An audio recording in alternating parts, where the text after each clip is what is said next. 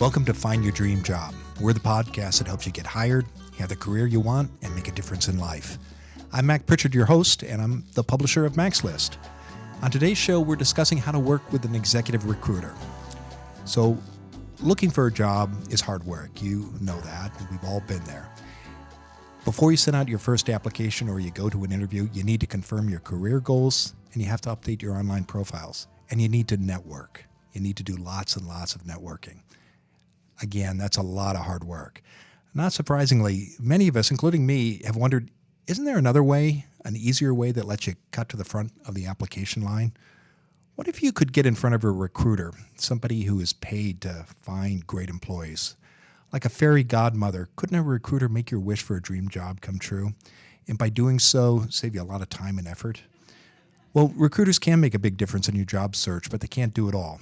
And this week, we're talking to our recruiter, Steve Potestio. He's one of the best in the business. He works with digital firms and writers, graphic designers, and other creative workers all across the country. Steve's going to share with us what recruiters can do and what they can't do, and how you can make the most of that experience. But first, let's check in with the Mac's List team. Joining me, as always, in our downtown studio here in Portland, Oregon, are Ben Forstag, our managing director, and Cecilia Bianco, our community manager. Hello, Ben and Cecilia. Hi, Mac. How are Mac. you? Hey, good. I'm doing well. So, confess, have you had that fantasy that the phone is going to ring one day and it will be a recruiter and offering you your dream job? During my last unemployment stint, which was about 4 months long, I had that fantasy every day. Yeah. Or that hope, at least. How about you, Cecilia? I actually really haven't, but I've talked to a lot of recruiters through my job at Mac's List, and I think it's a dream a lot of people have. Yeah. And there is real value in working with a recruiter. They can make a huge difference. But like anything, you don't want to rely on just one strategy alone. I've never actually been approached by a recruiter about a job, though I have been contacted by different recruiters looking for candidates. And Cecilia, I know you're out there in the community a lot. What's been your experience working with recruiters? They're always just looking for, it seems, very specific people to their agency. Anytime I get an email from one of them, they have almost an exact person in mind with certain experience. So, yeah, I find that too, and I also find that they contact people like us because they're looking for recommendations about trusted candidates, people who fit that criteria. So even if the phone rings and they're not offering a job, but if it's a recruiter at the other end of the line, I think there's real value in building that relationship. And we'll talk more to Steve about that later in the show. But before we do that, let's check in with Ben, because when it comes to online career resources, Wikipedia has nothing on Ben Forstag. Every week, he explores the internet looking for blogs, podcasts, and other tools you can use in your job search. So, Ben, what have you uncovered for us this week? Well, Mac, given the theme of today's show, I wanted to share 2 different resources that I thought might be particularly useful to anyone exploring a career in creative services. So graphic designers, writers, anyone who does creative things for a living. So the first one is a blog post I found on the Mashable.com website. Cecilia, I know you go to Mashable every day, right? often. So this is a site that's about all things digital and media. It's a great tool. This blog post comes from 2013, and it's 20 tools to show off your portfolio. So if you're going to be working in the creative industry, that really means you need to present your work on the web so that everyone can see what you do. And the online platform you use to show off your work might be just as important as the material you're showcasing. As you can imagine, it doesn't matter how good the work you put on it is. If your website looks dated or if it doesn't work, that's going to not reflect well on you as a professional. So this blog, the 20 tools to showcase your portfolio, it outlines 20 different platforms you could use to showcase your art, your writing, whatever creative output you have. Now, I'll admit, I don't have a portfolio myself, but Cecilia, I know that you do. What platform do you use? Well, I actually have a customized WordPress platform, but I think about every single J School student at U of O uses Cargo Collective. and it's definitely one of the easiest tools to make one. Okay. And Mac, when you're looking at candidates for contract work or vendors, is there a given platform that you prefer, or is it just kind of whatever you find? One feature I like about LinkedIn is there is a portfolio section, and while I don't think it's on your list, you think LinkedIn is always a stop for an employer who's checking out a candidate. So in addition to the good ideas on your list, I would encourage candidates to think about using the portfolio section of LinkedIn. Yeah, LinkedIn has added, you can add projects now. I know I uploaded some magazines that I edited in my previous job there. So yeah, that's a great tool as well. So there are 20 different platforms here that they suggest. Some that are more known, some that might be new on the scene. Tools like Carbon Made, Behance, Dribble, that's with 3 Bs. Dunked, Viewbook, and Cargo Collective. Again, this is on Mashable. It's 20 tools to showcase your portfolio. It's another blog with a real long URL, so we'll include this in the show notes, or you can Google it on Mashable. The other resource I want to share with you is a podcast I discovered recently. Another podcast. You're listening to other podcasts. So I'm cheating on our podcast. So when you're done with this podcast, when you've downloaded them all and listened to them all and rated us positively, you can go check out this other podcast. It's called the Deeply Graphic Design Cast. And this is a podcast for graphic designers, web designers, and visual designers. It's produced by a studio, graphic design studio in LA called The Deep End. And the episodes explore different design-related topics, from finding better clients to online portfolios, hot trends in design, and making sure you get paid for your work, things like that. I've always had a fantasy of monetizing my hobby of painting, and so I like hearing these things and how other people are doing stuff in the creative arts.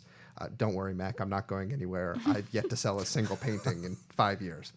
And like our podcast, they answer listener questions. The nice thing about this podcast is it's been around since 2011, and they regularly produce episodes. They've got 95 episodes. It's about one every week. So it's a great resource, fun little podcast, entertaining. I suggest you check it out.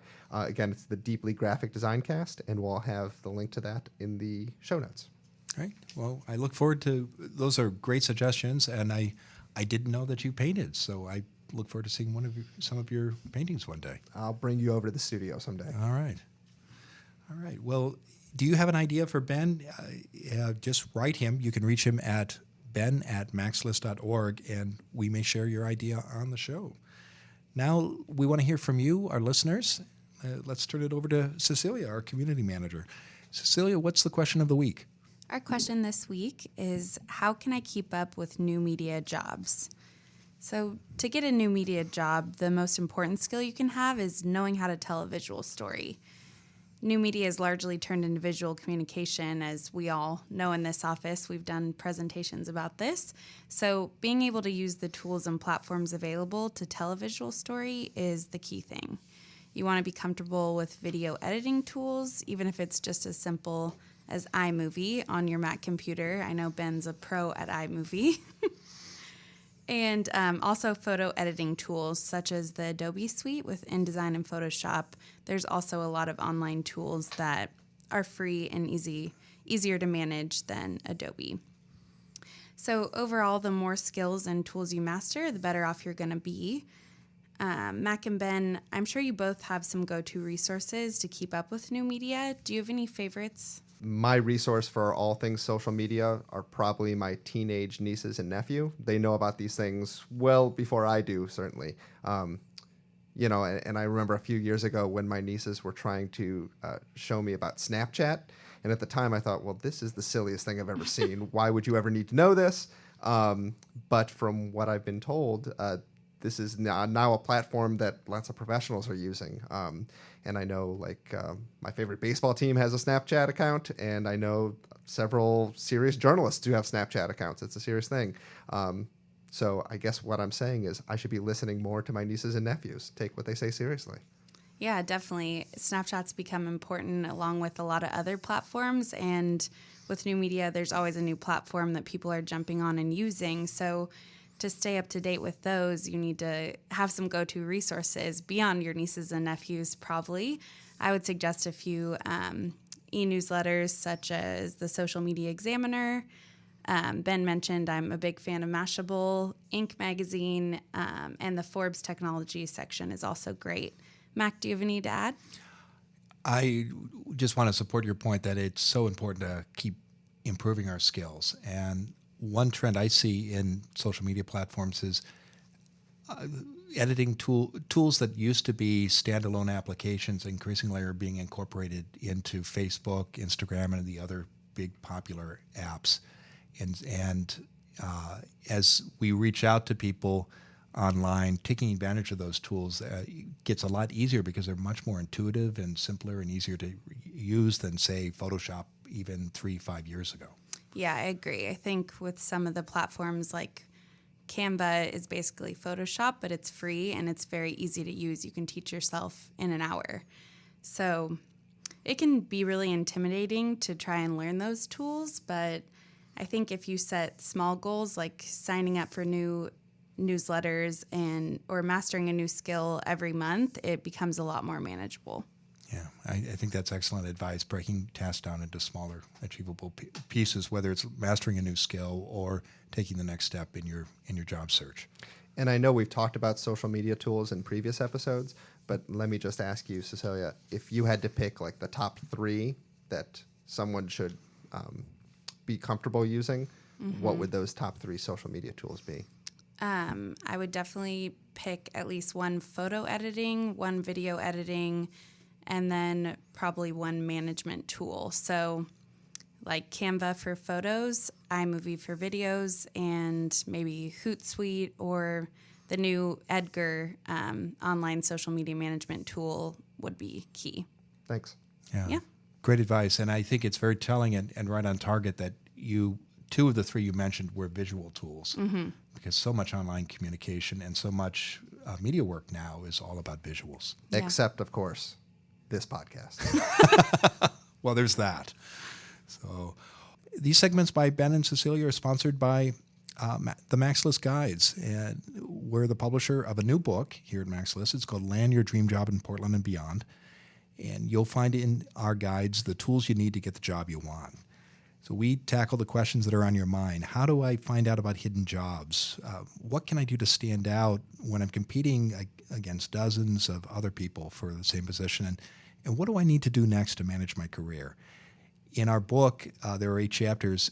You'll find experts who share insider knowledge about how to learn about jobs that are never posted and what you can do to interview and negotiate like a pro.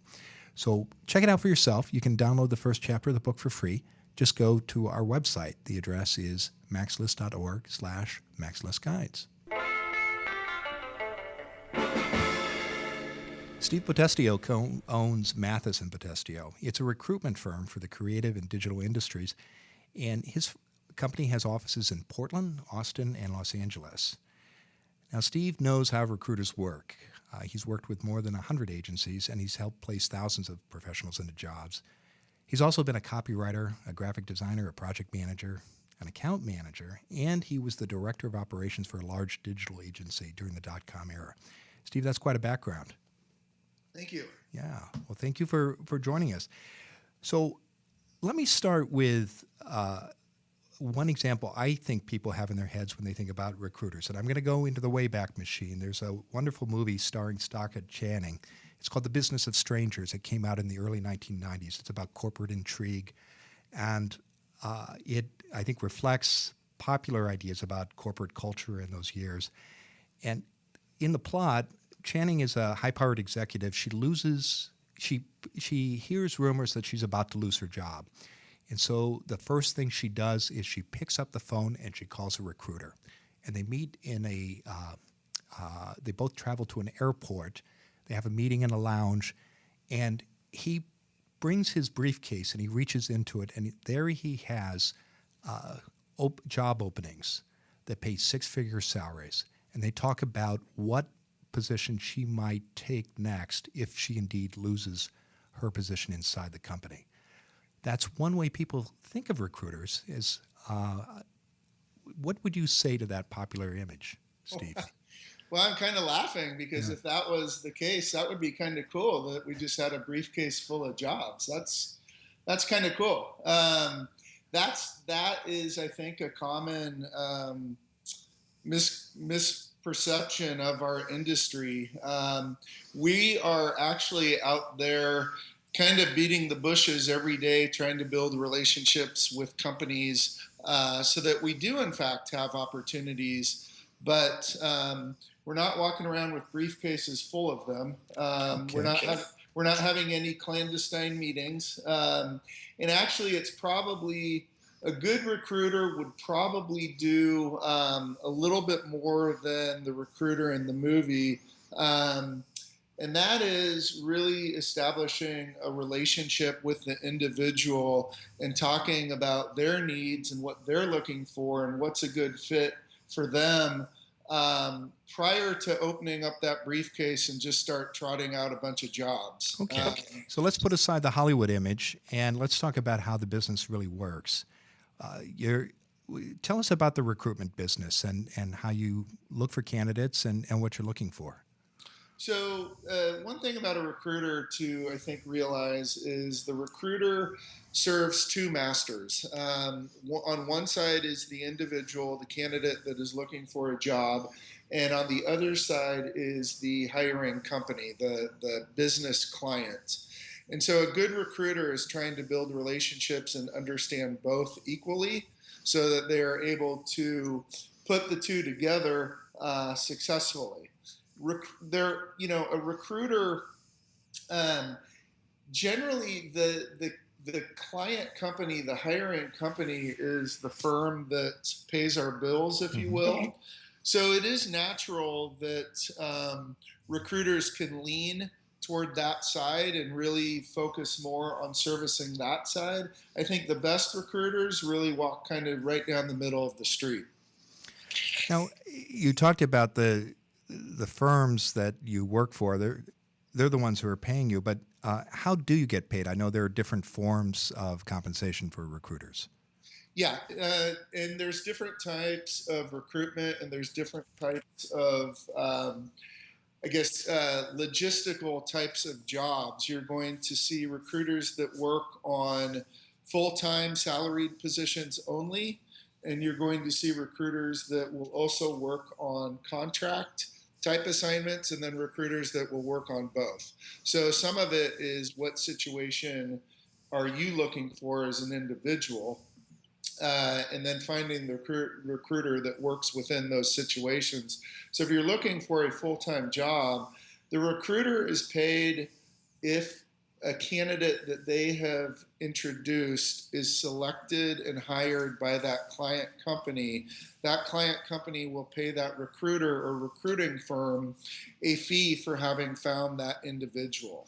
And so recruiters work on what's called contingency placements. They do not get paid until they have successfully placed someone into a job. Now, I think the other approach is called a retainer. Can you talk about the differences between a firm that works on retainer versus contingency? And is there any advantage to a job seeker to work with one firm over another? I think, again, a good recruiter the candidate probably won't necessarily know the difference is if that recruiter is on a retainer or on a contingency. That should be something that they don't really necessarily even have insight into. A retained search generally is limited to executive level, C-level types of positions. Most companies will not pay for a retained search if they are looking for, staff level or management level, unless again it's at kind of an executive suite level position. For example, in my business, we haven't had a retained search in probably 5 years. Okay. So I'm often asked when I meet with people in informational interviews, and this is a question I know Cecilia, who talks to our community all the time, also receives. How do you approach a recruiter? Because Even though, getting back to that image of the fellow with the briefcase, even if that's not the reality, there are advantages in having a relationship with a recruiter. Walk us through how someone should find someone in their field and how they might approach a recruiter. Well, I think that you hit the one of the most important things is finding someone in your field. Uh, the reason that is so important is because the recruiter should understand you and your background and your experience better than someone who maybe has not been exposed to the type of work that you do. So I think finding someone that understands the type of work that you do is pretty key.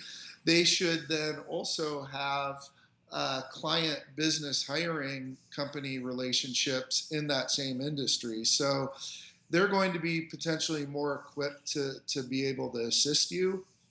And then it's just a matter of reaching out to that person, whether it's LinkedIn or email or a phone call.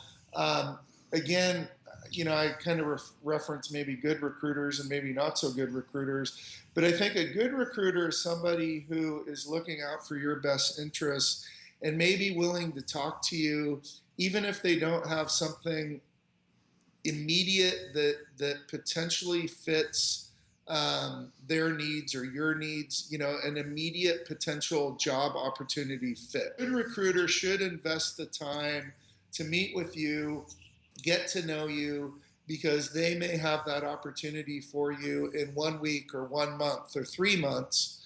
I think some recruiters fall into the trap of only working on what's in their immediate, you know, workload and not looking down the road. Okay, so look for a way to establish a long-term relationship with a recruiter. But let's back up, Steve.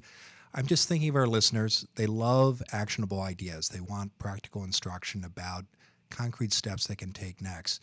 So imagine that one of our listeners is sitting in front of a computer. They want to find the recruiter in their field. What do they do next? Do they go to Google? Do they go to LinkedIn? And walk us through how you would actually identify, say, a recruiter in your field, which I know you work with digital creatives, designers, writers, and similar professions.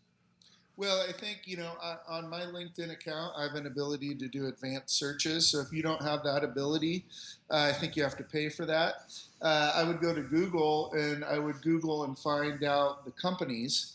Then I would go to LinkedIn and I would look at the company profiles and I would look at the recruiter profiles. And again, trying to find individuals or recruitment firms that specialize in your area. Okay, so I'm a writer, and I sit down at Google, and I Google executive recruiters or recruiters, writers, the community where I live in, whether it's Portland, Oregon, Chicago. I know you have offices in Austin and Las Vegas as well. Then how do I up pops the name of several firms and recruiters. How do I approach these people? Do I send an email? Do I make a phone call? What's a practical way of doing that?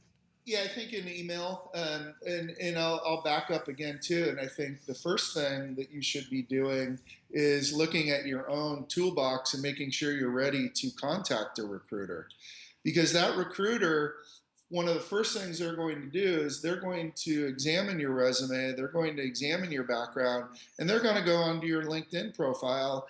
And if they see things that are amiss, or they're not seeing the type of professional that they feel that they can comfortably represent, they may be less inclined to respond to your inquiry. Again, I think a good recruiter and a good recruitment firm will respond to every single person that reaches out to them, but many don't. Okay. What is helpful to you as a recruiter? What should be the ask? What kind of requests do you like to receive after people have paid attention to the basics and they put their LinkedIn profile in order? Do you like to get a phone call, an email? What works best? An email works best because that enables the recruiter or the recruitment firm to take a closer look at the individual's background and to really assess their ability to help that person. A phone call, they're still going to ask for some time to dig a little deeper into the individual's background. I don't want to discourage people from not picking up the phone, but the recruitment firm really needs to evaluate their ability to assist the individual. And if they don't feel like the individual has the right background and they in turn don't have the right client base to assist that individual, they should hopefully be pointing them in a different direction. But a lot of it is really evaluating their ability to help that person. Okay. What? So that's the best way to approach you. What mistakes do you see people make when they attempt to work with recruiters? Well, and I don't know that it's when the mistake that they make when they initially reach out, but I think people need to have realistic expectations of what a recruiter or recruitment firm can do for them. We cannot manufacture job opportunities for them. We may have that briefcase full of job openings, but if none of those job openings match that individual's background and what they're looking for, then it doesn't matter that we have a briefcase full of job openings. They're not the ones for you. So people just need to be realistic that, yes, we are out there doing everything we can to build relationships with clients so that chances are greater that we may have opportunities for you, but it's never a given. So there are a number of possibilities. People can approach you all, begin to build a relationship. There might be a suitable opening, and it might actually lead to a job offer. In other instances, people may go down that path and not get an offer, or there may not be any openings at the moment. For those who don't get a job out of this process, what's the best way to build and maintain a long-term relationship with a recruiter? So I'm glad you asked that because, I've been doing this for, longer than I'd care to admit, over close to 20 years. And I think smart candidates and smart recruiters do look at it as a long-term ongoing proposition. There are many people that I have placed into jobs. They have in turn called me and asked me for new hires for their department or their company. And in turn, a couple years down the road, they may be a candidate again. So a good recruiter will want to invest that time and will want to keep tabs on your career. And I think being a good candidate working with a recruiter, you keep that recruiter up to date in terms of what you're doing on your own. Again, a recruiter or recruiting firm is one avenue that you should be pursuing. It's definitely something to pursue, but it's only one avenue in your job search. I'm glad you made that point because I think sometimes people tend to put all their eggs in one basket, whether it's focusing on a recruiter or one opportunity at one organization which could be attractive, but you never know what might work out. So it's always good to be pursuing, I find, several different opportunities. Well, yeah, and what happens when you don't is it's the old image of the person at home waiting for the phone to ring on Friday night to see if they're going to get that one date that they've been after, and that one person doesn't call. Will they stay home for the night?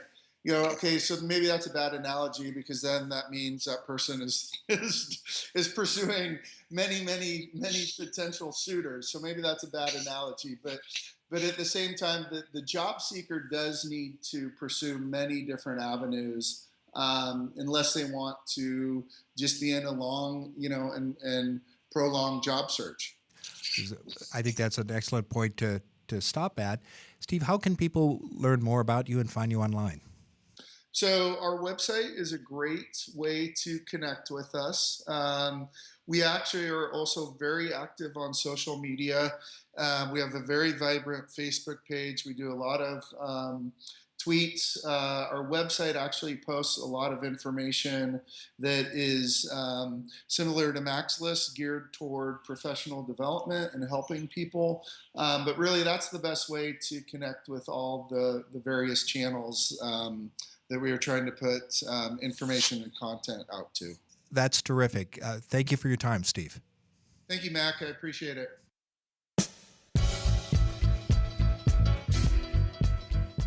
We're back in the studio with Ben and Cecilia. There was a lot of food for thought there from Steve, wasn't there? There was. Yeah, definitely a lot of questions I had about recruiters. He covered it all. And I just want to thank you all for nodding knowingly, and I expect you, though, don't know who Stockard Channing is. No idea. I have no idea. Okay, well, you had to be there back in the 1990s, but she was huge. I And, was there, just, I guess, not paying attention to movies. Yeah, I went to far too many movies. Actually, I was looking up this movie. I couldn't find it in her Wikipedia entry. I had to find it elsewhere. So it's obscure, but well worth the watch. And I think it does underscore a popular image we have of recruiters. And I think Steve has helped us understand that it's working with a recruiter can be valuable, but you don't want to rely just on recruiters. I thought the most interesting thing was how recruiters get paid, because I didn't really know that much about recruiting. And I always had this kind of vague idea that they would take a percentage of my salary. And I don't know where I got that notion, but it's good to know that the job seeker is not the person who's paying for that service. It's usually the employer. Yeah. Yeah, I agree. I had that question too. I've always kind of wondered what the actual breakdown was, and it was interesting to hear exactly where the money goes and how they make their money, because it seems, in my opinion, that recruiters usually cater a lot to the job seeker. So, but really their paying customer is the employer. And one thing to keep in mind, if you're contacted by a recruiter, and Steve talked about this, the recruiters that are hired on contingency, a company may work with 2 or 3 recruiters for the same position. So a recruiter can be an advocate for you. And if, however, you don't get hired or one of their candidates doesn't get hired, they don't get paid. So, yeah, so it can be a tough business. Again, working with the recruiters can be rewarding, and we encourage our listeners to explore that. Steve had some very practical ideas about next steps you could take if you want to do that. So thank you for listening. We'll be back next week with more tools and tips you can use to find your dream job. As always, visit us at maxlist.org, and you can sign up there for our free newsletter, where you'll find more than 100 new jobs every week. And if you like what you hear on our show, help us out by leaving a review and a rating at iTunes. We're determined to crack the top 10 list in the careers section of iTunes, and to do that, we need your help. So please take a moment, and we'd appreciate it, and this will help others discover our show and share the information. Thanks for listening.